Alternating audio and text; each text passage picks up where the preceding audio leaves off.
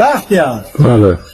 buradan səslənirəm ki, orada Fərruxda yaşayan ermənilər eşitsin. O dualar eşitsin, bəli. Ki onlar köçsün geçsin. Görürsən onların birinci gecesi 2-3 evde işıq yanırdı ya yanmırdı. Bəli, bəli, elə. Dünən gecə arttı. Niyə çox halda uğraşdı? Deməli onlar yaşamaq istəyir. Buradan onlara demək lazım ki, ay dığa, ay köç git.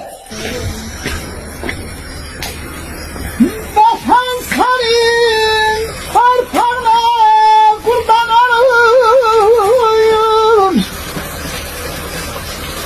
Bir cahil içimsine canım kurban olayım.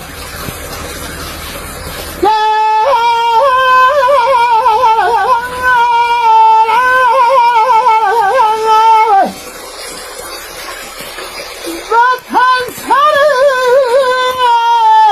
namını çeken oğlum kızım gayretine kurban olayım.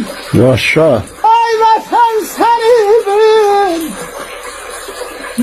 ay vatan senin, bir benim üzüm hayatına, bu sabahına kurban olayım. Oo qardaş, səsinə qüvvət.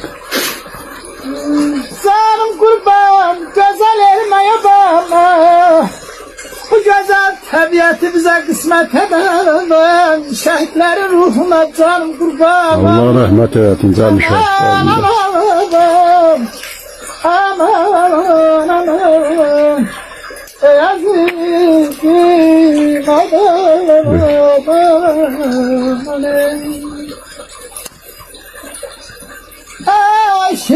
Aşıkam, maşukayım, seni ben istedim, bir defa bilmezdim. Aşıkam, maşukayım, seni ben istedim, bir defa bilmezdim. Bəxtiyar, Bəli.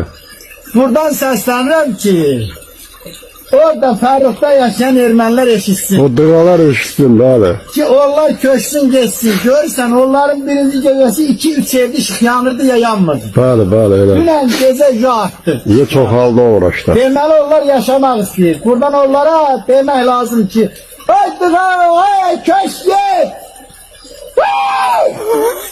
Köpək oğlu. Vallahi sıqracı. Sağ ol.